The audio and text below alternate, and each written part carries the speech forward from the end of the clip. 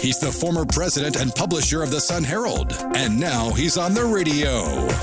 Welcome to Coast Vue with Ricky Matthews on Super Talk Mississippi Gulf Coast 103.1. I hope you're having a great day. Welcome to Coast Vue, the show that celebrates the men and women who are making coastal Mississippi a better place to live, work, and play. Today we're going to have a Coast Vue session with my old friend George Freeland, who's the executive director of the Jackson County Economic Development Foundation. His visit actually comes at a really good time, as we begin to think about the economic impact of the coronavirus. We're going to turn to George here in just a second. But I'm going to depart a bit from my normal approach and give you an update on the coronavirus situation here in coastal Mississippi. And starting today, I'm going to start a process to better understand what the prolonged closures might mean to all of us. What's the economic impact going to be? What's the impact on jobs? What's the impact on housing? What about our healthcare system? What's the impact going to be on the schools? What about nonprofit community? You can only imagine what the possibilities might be there. And of course, how are our leaders doing at all levels? And what help do they need? Really, the list goes on and on. We've got to immediately start the process to better understand what we must do to recover so that we know what to do when we get on the other side of all this. For those of you who don't know me, I was publisher of the Sun Herald when Hurricane Katrina hit, and I worked with Governor Haley Barbour after Katrina to form the Governor's Commission on Recovery, Rebuilding, and Renewal. I was the vice chairman of the commission and responsible for writing the Tourism Recovery Plan. When I went over to Alabama, I worked with Governor Bob Riley to form, and then I chaired the Coastal Recovery Commission for the state of Alabama after the BP oil spill. So I've had a bit of an experience when it comes to dealing with disasters and the impact and recovery from disasters. In a way, this is sort of like a silent hurricane. It's hitting us. But coastal Mississippians know well what we must do. We got to prepare. We have to hunker down during the storm, and then we've got to recover. We've been here before. It's just that we've got to better understand this specific storm. There's a lot to learn quickly. I'm going to start the process to get a handle on what we're dealing with as it specifically relates to coastal Mississippi. The message that we're hearing from the state and federal government folks are that we are not powerless to this virus. There's not a vaccine, we all know that, but the single best tool we continue to hear about is social distancing. As one official said, there's amazing ingenuity and creativity in the American people, but we must take all of this to heart. We must stay focused on changing our behavior and understanding what it means to social distance. Understand this, that a single person's behavior can cause a ripple effect that impacts a lot of people. This has to do with the exponential spread of the coronavirus.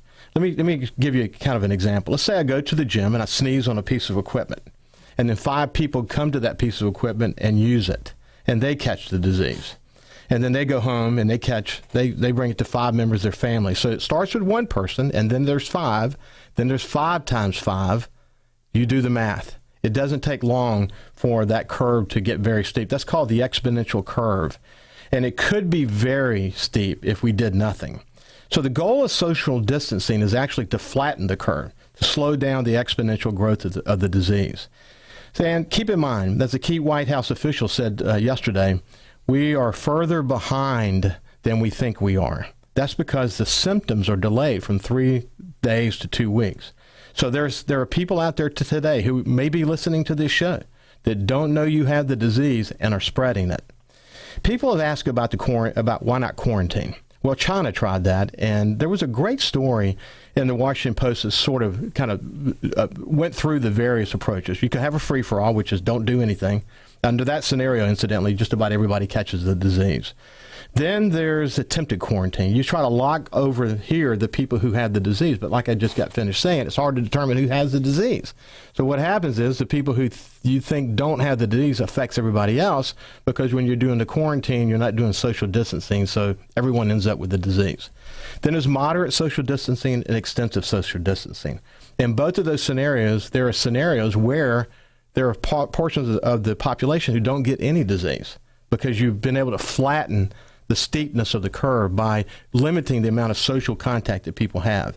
That's ultimately the goal. There's something that I posted on my personal Facebook page. We'll post it at the 103.1 Facebook page, and also be on my professional page, Ricky Matthews at /Coast Vue. And it's a study from, or actually it's a page from the Harvard University School of Medicine called the Coronavirus Resource Center. It's a really thorough read. I would really encourage you to see it. There's a lot of sites like it, but in this case, it's one of the best that I've read. I would say educate yourself. Understand that you are only as safe and only as strong as the weakest link in your family or your immediate circle of friends or coworkers or anyone else that you come in contact with. This virus is very contagious. So educate yourself to understand what you must do to keep your family safe. At that same web page, there's a Q&A there that's terrific.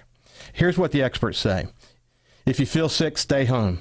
If someone in your family is diagnosed, quarantine the entire household. Protect the most vulnerable. If you don't know who is vulnerable, you can go to that same Harvard Coronavirus Resource Center. It's got a thorough list of who's vulnerable. I would really highly recommend taking a look at that. It only takes one person in your family to be careless, and all of you could get sick. By the way, let's look at what's happening in Louisiana. 136 cases as of yesterday, 3 deaths. One actually was confirmed yesterday, an 84-year-old who was staying at the Lambeth House, which is in a retirement home. 12 residents at that same retirement home have the coronavirus. At our neighbors to the east, in Alabama, there were 29 confirmed cases as of yesterday. But here's the point about the numbers. Don't compare state to state. The big caution here is that the tests do not reveal the real story. The number of people infected is far greater than the reported numbers. There's an infectious disease epidemiologist from the LSU who says, what this tells us is that we probably have many more people out there who don't have a chance to get tested, or we have people who have mild symptoms who don't get tested as well. So either way, we've got a lot of people walking around who may have the disease and either don't know it or have minor symptoms and don't realize they have the disease. So here's my advice to you. Just like we know from a hurricane that is approaching, you should do the same amount of preparation for this virus. Don't let there be a weak link in your family. Make sure everyone is educated. But let me also say this. This too shall pass. I know you are deeply concerned about your loved ones, your job, your kids' schools, but there's a lot to think about. But we are amazing people in coastal Mississippi. We have weathered many storms, and we will weather this storm. This is a really good time to make amends with your family and friends. Reestablish connections. Reach out to the people you love. And if you feel depressed, find someone to talk to. And please know this storm will pass. And once again, people will say of us, we are amazingly resilient people here in coastal Mississippi. That's one of the many reasons this place is so special. If you know of anyone who needs to hear this message, share this video or encourage them to tune in daily at 9. We'll continue this conversation. Now let us turn to George Freeland, my buddy, who is the executive director of the Jackson County Economic Development Foundation, and just say, George, good morning and welcome to the studio. Good morning, Ricky. Thank you for having me. It's good to see you here. So what do you think about all this?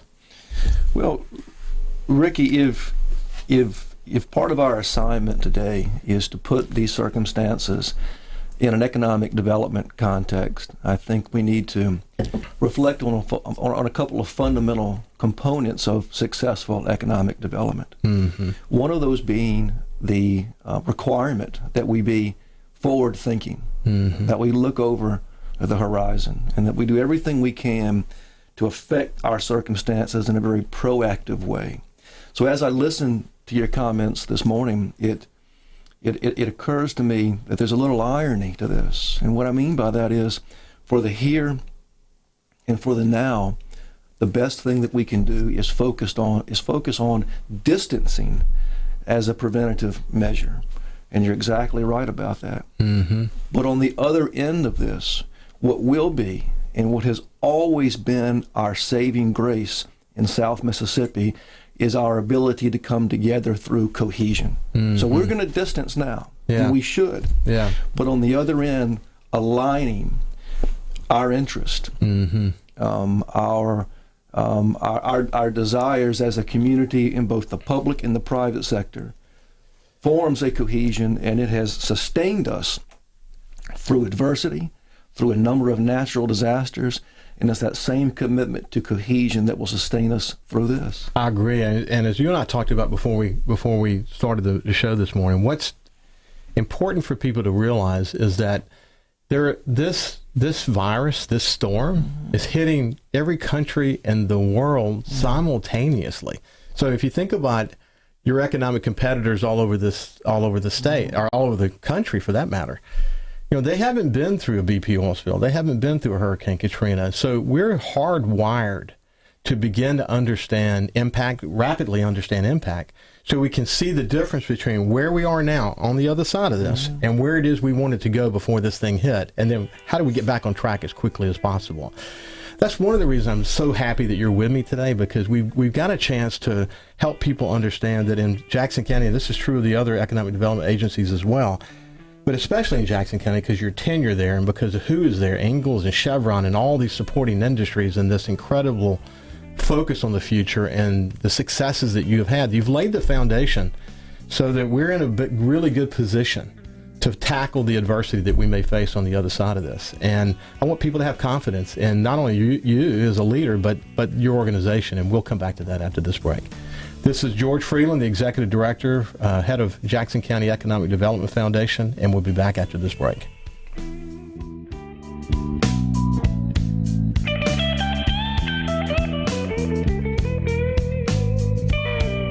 Subscribe for free to the Coast Vue podcast on iTunes, Google Podcasts, Spotify, or wherever you get your podcasts. Wash your hands, avoid sick people, and touching your face. There are everyday actions to help prevent the spread of respiratory diseases. Visit cdc.gov/COVID-19. Brought to you by the National Association of Broadcasters and this station. Clear your calendars. 21 Days of Beauty is back at Ulta Beauty with daily beauty steals of 50% off the must-haves. It doesn't get better than this. This week only, get Mega Volume with Bad Gal Bang Mascara by Benefit. Grab the Anastasia Brow Wiz Pencil. And snag cult favorite Tarte Shape Tape Concealer. Only at Ulta Beauty. With 21 days of fabulous finds, what will you discover? Hurry in. Event ends April 4th. Ulta Beauty. The possibilities are beautiful. Welcome back to Sports View. Today's topic, who deserves to win big this season? My 2 cents, good drivers. I mean, that's why there's Snapshot from Progressive. Let's go to Rick for some confusing metaphors. Look, if you put a classically trained cellist in a garage band and you tell him to play filet mignon, I guarantee you, the meat on that burrito ain't gonna light the candle. Thanks for clarifying, Rick. If you're a good driver, there's no other way to say it. You deserve discounts with Snapshot. Progressive Casualty Insurance Company and Affiliates. Snapshot not available in California, North Carolina, or from all agents. The rule of threes states, things that come in threes are inherently more appealing than those that don't. With the GMC Yukon, Acadia, and Terrain, we couldn't agree more. Whether you choose to take luxury to the next level in the GMC Yukon, seat up to 7 people with third-row seating in the new 2020 Acadia, or get behind the wheel of the powerful yet compact GMC Terrain, you'll realize all three help you do one thing: choose like a pro. Qualified buyers step up to GMC with 0% APR financing for 72 months on most 2020 Acadia models. Plus, current eligible non-GM owners get $1,850 purchase allowance. Must be a current owner lessee of a 2006 model year or newer non-GM vehicle for at least 30 days prior to the new vehicle sale. Excludes SL models. Monthly payment is $1,389 for every $1,000 you finance. Example down payment 5.9%. Some customers will not qualify. Not available with lease and some other offers. Take retail delivery by 3/31/20. Are your drains draining slow? MasterFlowPlumbing.net. Are your faucets leaking or toilets clogged? MasterFlowPlumbing.net. Masterflow Plumbing, from water to sewer lines, toilets to water heaters, or faucets to clogged drains. If it has a pipe and quits flowing, Masterflow will keep it going. See a leak in your kitchen, bath, or yard? Call Masterflow Plumbing or visit MasterFlowPlumbing.net. Residential or commercial, we know leaks inside and out. Proudly serving the Mississippi Gulf Coast. Visit us at MasterFlowPlumbing.net. Super Talk Mississippi. We're more than just words. This is where the story of your state is told. Proud to cover the Magnolia State like nobody else. Super Talk Mississippi.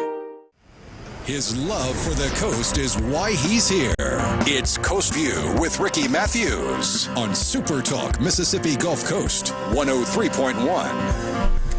Welcome back. We've got George Freeland here, who's the Executive Director for the Jackson County Economic Development Foundation, is someone who I've known for a very long time. He's been involved in economic development in Jackson County which, as I've described many times before, it's one of the bookends. You've got Chevron and Ingalls and all the supporting industries on one side, and you've got Stennis and everything that's involved with that on the other side, and then, oh my goodness, at the things that go on in between.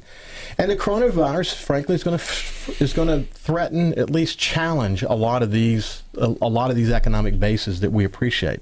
But as I said at the beginning, we'll get through it, and we've done this before, and we'll do it again, and we'll rise above it all, and this too shall pass. I think it's wonderful that your organization, George, though, operates from a position of strength. But why don't we do this before we get into specifics of your organization? I want to hear a lot about you, and we should also tell people what your organization is. So, what is the foundation?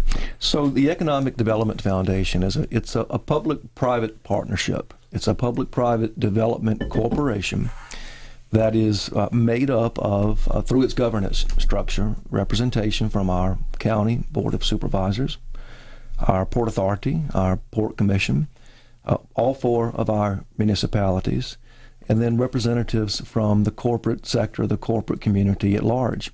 So the intention is to create that public-private level of cohesion in a way that we represent the collective economic development interest of an entire community. And we have the resources of the private sector, but again, we're able to base our program of work and our outcomes on economic development benefits that are to the benefit of the entire community. So you're focused on lots of things like building foundations of success for businesses that are here already, businesses that might come here. That might involve, land acquisition to policy in Washington and everything in between. Ricky, it runs the gamut. Yeah. From more traditional components of economic development, as you put it, that being site development, infrastructure, preparation, permitting, recruitment, incentives, and good public policies that support the expansion of existing businesses and the attraction of new investment. It runs the gamut, yes. And what kind? Just for the listeners can understand even better. What's an example of businesses that are involved in the foundation? Well, through our governance structure, Chevron is represented by its general refinery manager. Brian Kuchis, the president of Huntington Ingalls, is represented to the board. A number of our bank presidents are represented to the board, or on the board, and so they again represent the broader business concerns and interest in the community. I told you I had a long, fruitful, and you know this already, conversation with Jerry St. Pei. I actually referred to him as a living legend. Conversation was incredible, and I read his book. And wrote a wonderful book about his life, coming up to the conversation that he and I had. But in that conversation, he spoke really highly of your leadership and the work of the Jackson County Economic Development Foundation. You have to be successful. I mean, you've got not only do you have to continue to make the business environment of your current businesses solid, but you got to think about, where's the economy going? What's new? What's the requirement on the workforce these days? What are the criteria for judging whether a company is going to come here or not? There's a lot to think about, isn't there? There's a lot to think about. And to our point earlier, to be successful, we have to look over that horizon. Mm-hmm. We have to contemplate what our needs and what our challenges are going to be. Not 4 years down the road. Mm-hmm. Not in a way that we contemplate challenges and success within the typical framework of a 4-year election cycle, but 10, 15, and 20 years over the horizon. Mm-hmm. And through a process like ours, we fully engage in a very direct way public officials and elected officials in the community to understand the importance of that time horizon. It's all about creating alignment. This very alignment and the very leadership that we will need on the other side of the coronavirus situation. And we'll come back to that in just a second. You grew up in Mobile. I did, yes. And then you went to Auburn, by the way, War Eagle. War Eagle, Ricky, thank you. My son went to Auburn, but what was it like growing up in Mobile? Well, I come from 4 generations of Mobilians. And as I like to say, I think it's in my DNA to have figuratively and literally, I guess, driven or helped to drive as my profession the economy of this region. Ricky, my great-grandfather, my grandfather, and my father were all employees of the Louisville-Nashville Railroad. They all drove the trains as train engineers from the Seibert Yard in Mobile to the yards in New Orleans. Mm-hmm. So I have a great economic development heritage, I'd like to think, in this community. And there's not a day that goes by that I don't cross over that main line at some point or another, and I contemplate my family's history. I bet they taught you a lot about work ethic and representing the family well and determination. There's a lot there, isn't there? Oh, absolutely, and I was never confused. There was a lot expected of me, and my younger brother. Again, given that sort of the DNA aspect of heavy industry and of commerce in our region, yeah. Again, I like to think that it's second nature to me. So, how did you pick Auburn? Well, Harvard being, the Ivy League of the SEC, it was an easy decision to make.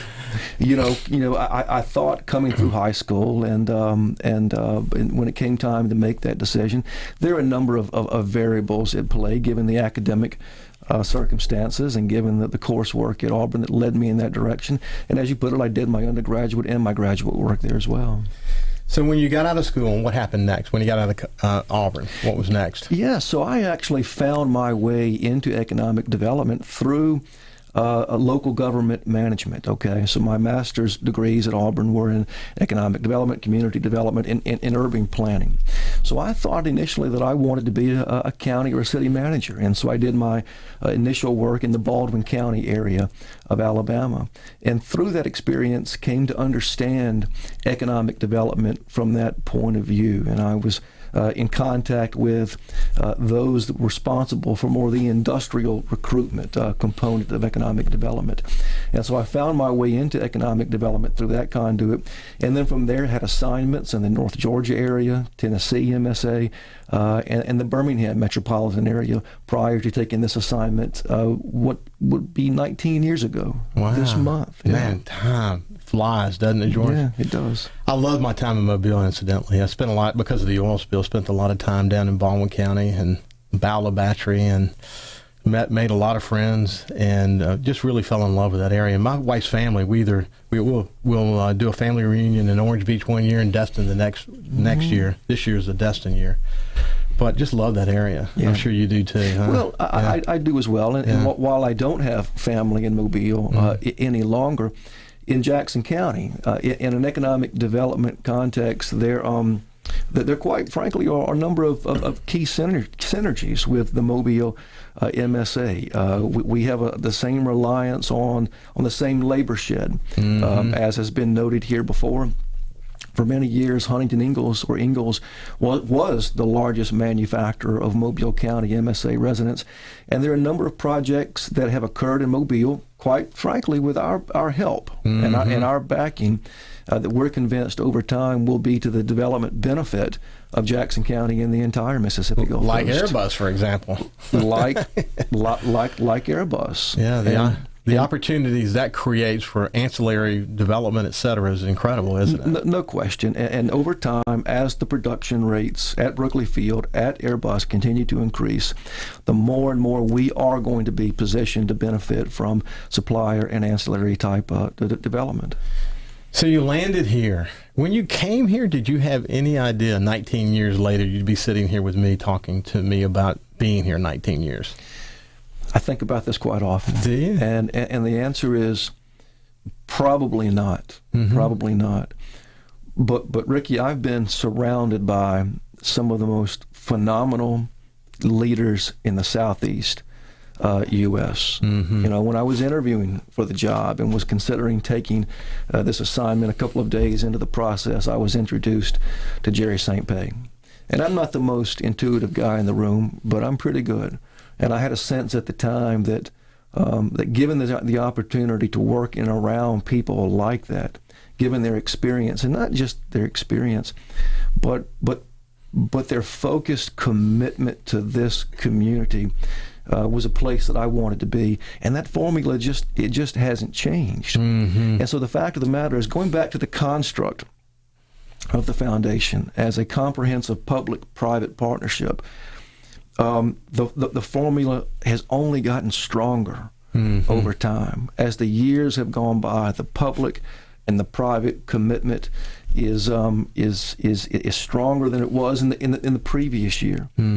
And so being a part of this construct and a part of this formula is to the envy of most people. It's hard to walk away from a strong foundation. It is. It's hard, even though you may have new elected officials coming in, and new CEOs coming in, new companies coming in, there are changes within companies. The basic foundation is pretty similar, and that is there's a strategic focus, and you've got relationships there where everyone's being educated over all these years about what success looks like. It's a momentum. It is a momentum. And, yeah. It's one of the reasons why I think you guys are incredibly well positioned to deal with whatever you face in the aftermath of the coronavirus situation, which I'm really happy for you guys for being in that position. This is George Freeland, who's Executive Director of the Jackson County Economic Development Foundation, and we're just having a terrific discussion about, how the path he took to get to the foundation. He's been there 19 years. Man, you're making me feel really old. Wow, that's amazing how long that's been. But success has a glue attached to it sometimes, and this is certainly the case for you. We'll be back after this break to continue our conversation about the successes that you've had over the years. Back after this break. From the Singing River Electric and Coast Electric Newsroom, your news now. On the heels of the Center for Disease Control's advisory to enforce social distancing and the Trump administration's directive to avoid crowds of more than 10 people, the Mississippi Gaming Commission has made the decision to close Mississippi's casinos as of 12 a.m. this morning. The shutdowns, for the most part, cover the casino, hotels, and restaurants at all but 2 casinos on the coast. The Palace and the Golden Nugget hotels will remain open for now.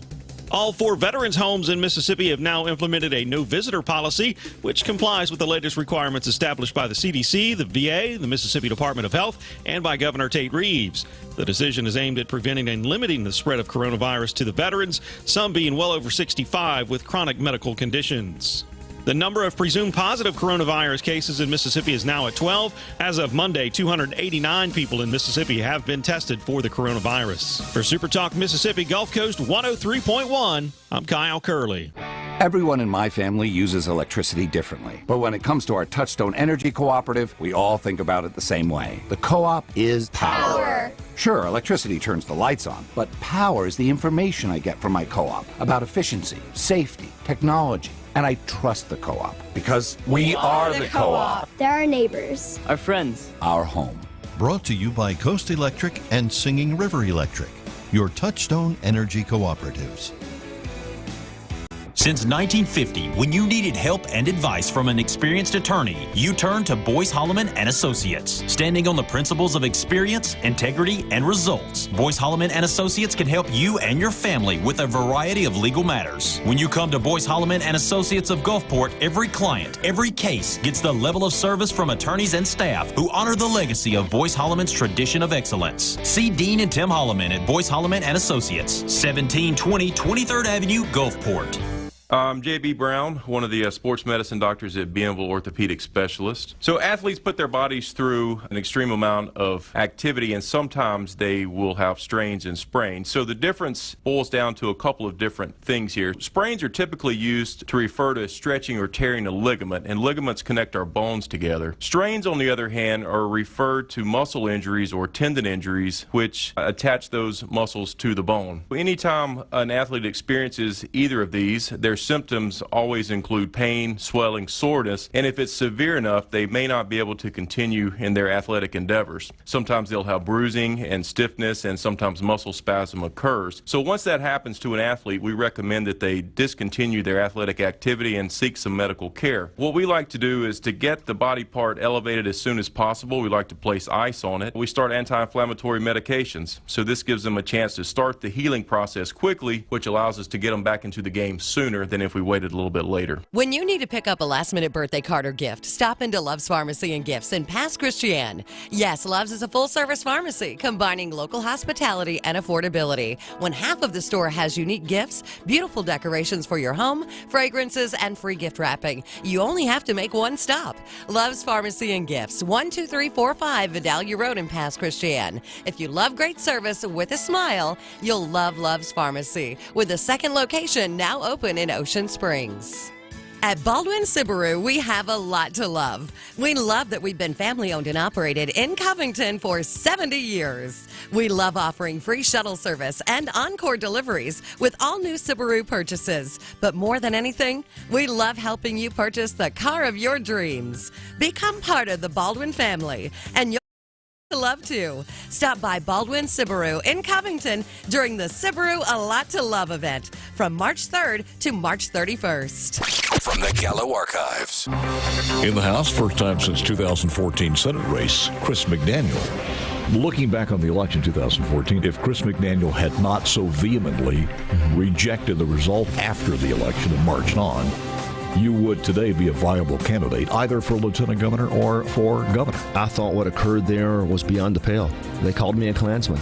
They called me a racist. They called me the most despicable things in the world, and we know good and well there were crossover votes that occurred, and the evidence was strong. You ever talk to Thad Cochran after that? I tried on several occasions. Oh, is that right? You know, he never did return my call, and I always wanted him to know that I respected him as an individual, but the disagreements didn't change that respect that I had for him. Are you looking forward to the next session? Yes, sir, very much so. It's the first time in some time I'm not going to be in timeout. The powers that be have a way of punishing if you step out of line, so to speak. You know that. I know that because George Flaggs taught me that. Right, so. From the Gallo Archives. The Mississippi Power Weather Center. Your weather now. For the most part, cloudy today. 20% chance of a scattered stray shower. Highs in the mid-70s. Mostly cloudy tonight. That overnight low, mid to low 60s. Tomorrow we'll see a 20% chance of rain. Mostly in the afternoon, partly sunny. High 75. Cloudy tomorrow night. The overnight low 67 on Thursday. Mostly cloudy. Highs mid to upper 70s. Visit MississippiPower.com/ways to save to learn about programs and resources that can help you save energy and money on your electric bill. He's the former president and publisher of the Sun Herald, and now he's on the radio. Welcome to Coast View with Ricky Matthews on Super Talk Mississippi Gulf Coast 103.1. Welcome back to Coast View. We have George Freeland with me this morning, my old friend from the Jackson County Economic Development Foundation. He's the executive director there, and we're just having conversation about his life and what the foundation is, and then we're going to get into some of the meat. And I think a good place to start is just kind of, what's the overall strategic framework of the organization? Let's start with that. So back to the framework, Ricky, again, the intention is that we architected or did architect a full, complete, public-private focus on economic development that integrates, aligns, and facilitates the entire community's economic development interests, be it through port operations, airport operations and expansion, public sector interest, municipal interest, and county interest. And as we're so often apt to put it, we work in an environment where there is a seamless transition and relationship with our Board of Supervisors, Port Commission, Airport Authority, industrial sectors, and the elected and the public community. We focus on a shared vision and a means by which to implement a program of work that gets us to that vision.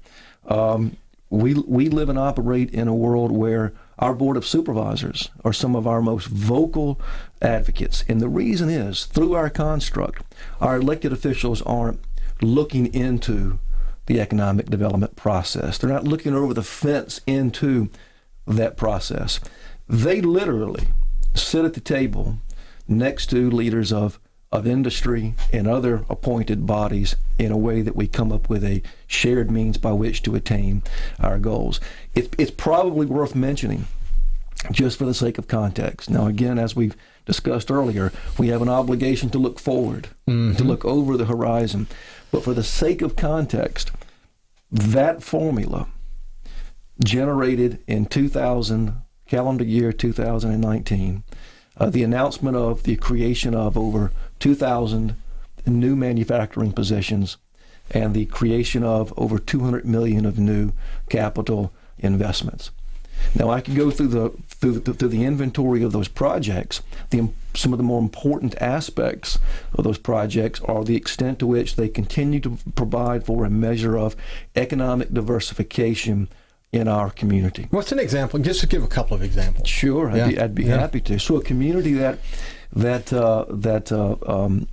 bases its development DNA on shipbuilding, both defense contracting and commercial and petrochemical, is the same community that was successful in luring the manufacturing process for subassemblies that go into all variants of the F-35 fighter jet. The same community with Northrop Grumman at its Autonomous Systems Center manufactures components for the Global Hawk high-altitude unmanned reconnaissance vehicle, as well as the low-altitude reconnaissance vehicle, the rotary wing Fire Scout. So aerospace and aviation technology is now a key component of our economy. Even within the shipbuilding sectors, VT Halter Marine's award for or award of the Coast Guard's Polar Security Contract provides for a measure of diversification, particularly within that sector.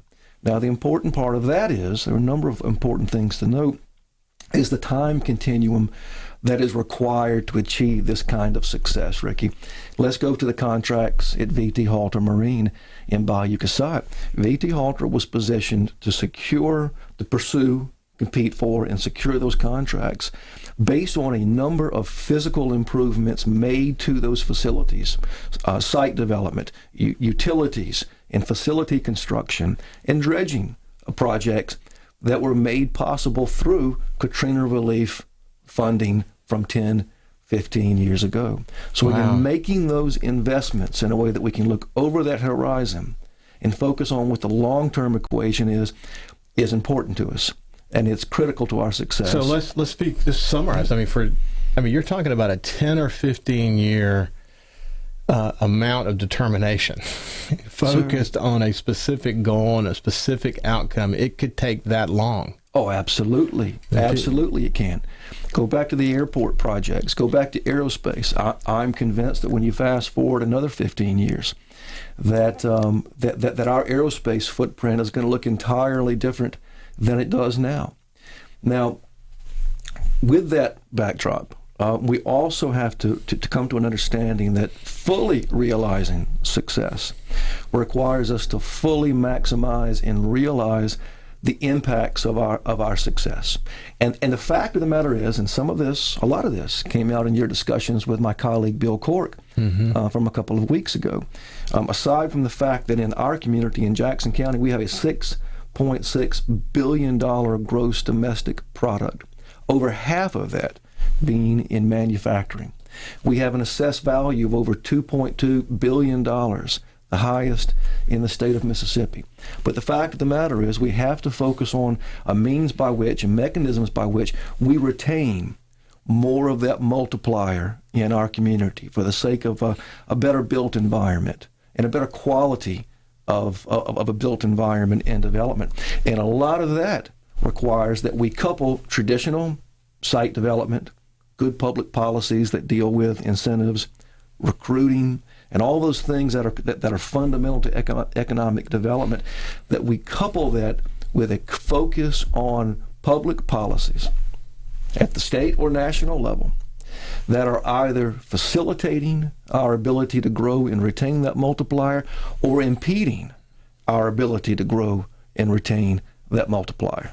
So there's a lot of midnight oil to burn to do your job successfully. There certainly is. So you mentioned Bill Cork. He's the executive director and CEO of the Hancock County Port and Harbor Commission. It was a terrific conversation, learning about all the bits and pieces that he has to say grace over, and they're having good successes over there. But one of the challenges he mentioned is workforce. I mean, everyone's talking about workforce. What do you have to say about workforce today and the workforce of the future? It is a challenge today, and we have to have more concerted, a more focused effort on workforce development to avoid some pretty significant challenges down the road. Let me get this out right now. Our community college system on the Mississippi Gulf Coast absolutely sets the bar. I can't agree more. It is the most effective, efficient, focused workforce delivery mechanism that we have, and it's an unsung hero in so many different ways. But I'll confide in you, not confide, but I'll be the first to admit that given these successes that we're experiencing in Jackson County, and once we couple that with what is a real momentum with Ingalls Shipbuilding, and let's go to that variable for just a moment. Ingalls Shipbuilding, by the numbers, is in the most successful place it has absolutely ever been.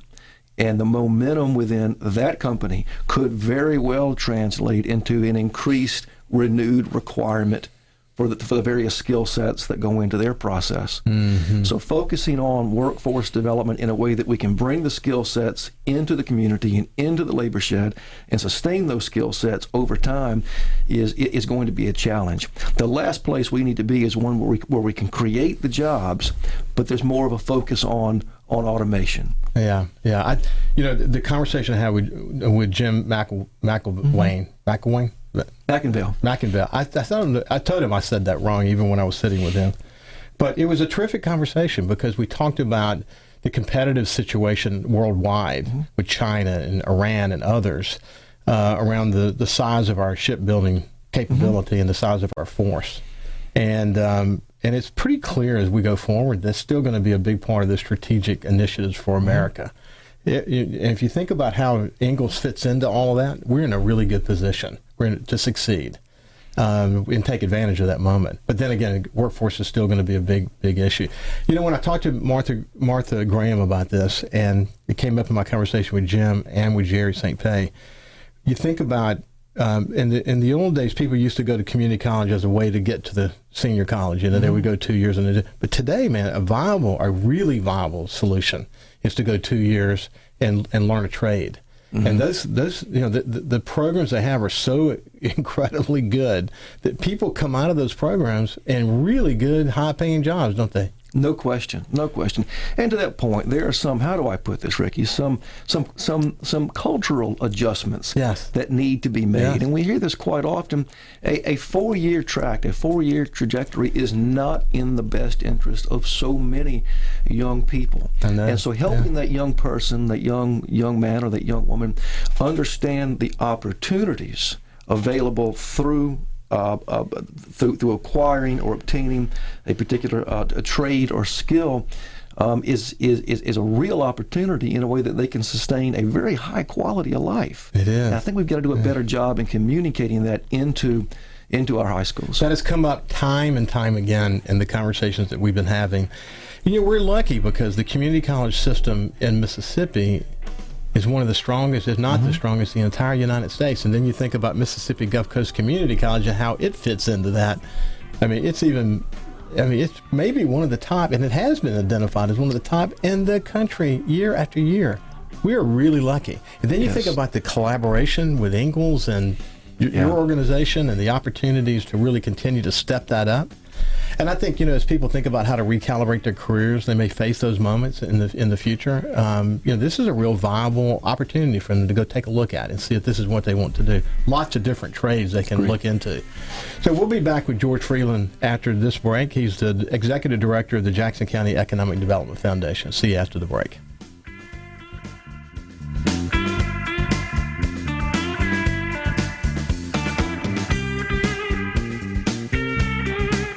Want to escape the boring? Do you like puzzles and crucial thinking? Visit 103.1 FM Super Talk's Facebook page to buy your 4-pack of tickets to Escape This Biloxi for just $40. Escape This Biloxi is a locally owned attraction that is fun for all ages, where you can choose your exciting escape adventure. There's the Clue Room, your favorite board game come to life. Or try to make your way through Pirates Plunder, where pirates have left a treasure of gold bars at the infamous Port Royal. You must hurry, though, before the descendants of those pirates show up to stop you. Arr! Your objective is to solve all the puzzles, clues, and codes within the room to make your escape before time runs out. You'll have 1 hour. Escape This is by reservation only, so go to escapethisbiloxi.com to view available themes and times. Think you got what it takes to escape a room in 60 minutes or less? Choose your group of 4 and go to 103.1 FM Super Talk's Facebook page to buy your 4-pack of tickets to Escape This for just $40. Just like money in your pocket, that's super fun. When you trade with us, you always get our best. Super deals are why, whether you sell or buy. We cash checks, we pay bills, we make loans like no one will, and help you keep your pockets filled. Just like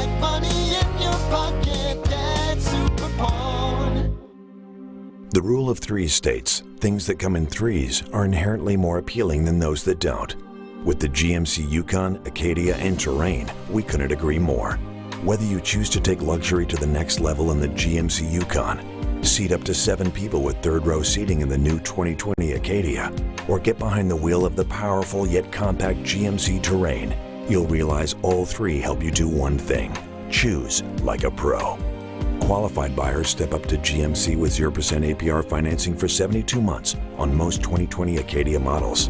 Plus, current eligible non-GM owners get $1,850 purchase allowance. Must be a current owner lessee of a 2006 model year or newer non-GM vehicle for at least 30 days prior to the new vehicle sale. Excludes SL models. Monthly payment is $1,389 for every $1,000 you finance. Example down payment 5.9%. Some customers will not qualify. Not available with lease and some other offers. Take retail delivery by 3/31/20. Are you going to be turning 65 in the next 6 months? You really need to start working on your options right now. For the last 50 years, you've trusted Gary Smith to help you with those options, and he's still here for you today. Start looking for a simple card in your mailbox. Not a piece of mail with an 800 number, but a simple card to say hello with a 228 number. That's Gary Smith. Talk to Gary and tell him what you're looking for and what you can afford for your Medicare supplemental insurance and Plan D prescription drug plan. That way you can keep your doctor and your meds. Call the Gary Smith Agency or visit online at GarySmithAgency.net. Our policy is taking care of you. Hey, I'm Steve Azar, and you never know who or what you'll hear when I spend a Mississippi Minute with my friends. We are with the fabulous Norbert Putnam as he played on so many hit records, you can't count them, and produced for some of the biggest acts ever. Norbert, Elvis. And I want to tell you about Presley. He had 2 different voices. He would sit and talk to me in a very calm, low voice. And we were at Stack's one night, and we were having lunch. We always had lunch at midnight because he was nocturnal. We sat there and we have our sandwiches, and at 1 o'clock, he looked up. He said, "Hey, Pot, come on, it's time for me to go be Elvis." And he stood up, and a much deeper voice, he put on his macho voice. "Hey, fellas, it's 1 o'clock. Let's get cracking, okay?" In a Mississippi Minute. Be sure to check out In a Mississippi Minute with me, Steve Azar, right here on Super Talk Mississippi, Amazon Alexa, and now on iTunes, Google Play, and Stitcher.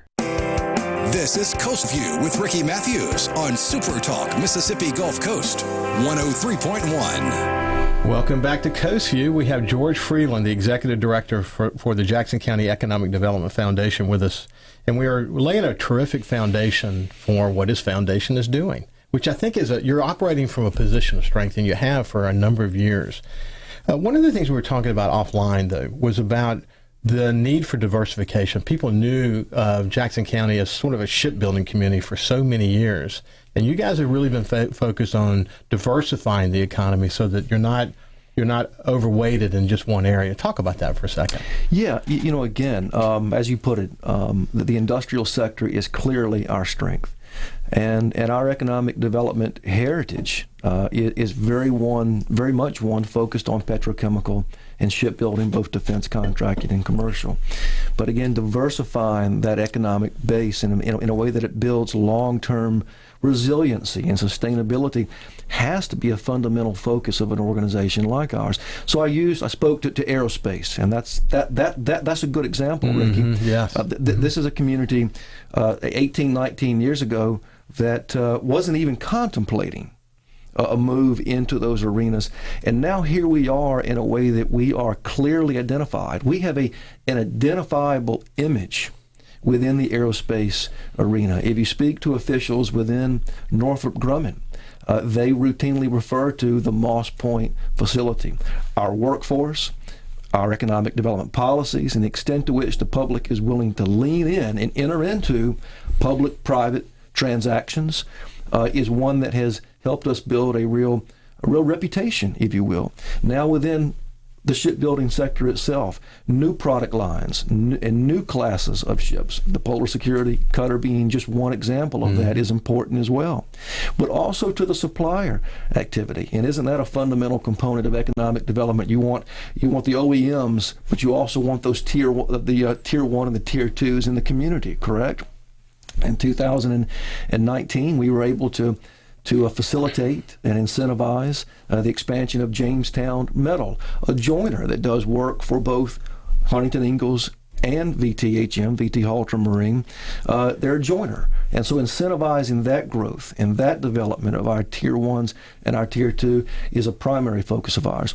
To the energy sector, as you're well aware, some years ago we were successful in siting Gulf LNG's LNG import terminal, which came at roughly a $1.3 billion capital investment. We remain cautiously optimistic that we will be able to work with Kinder Morgan in a way that they eventually site a liquefaction or an export terminal at the sake of raising expectations could come with a price tag at close to $6 to $7 billion of new capital expenditure. So you've had a lot of success with that. And another area you've had success with is in aligning policies from the federal government all the way down to the local level. To say about the effort underway to do that. Absolutely. And it's a build-up proposition. I mean, good public policies that affect, for instance, property tax abatements. And that's just one example. So our community, through our Board of Supervisors, has adopted a property tax abatement policy that makes sure, with variables plugged in, that it's a good business decision for the community and it's a good decision for those that would be making an investment in our community.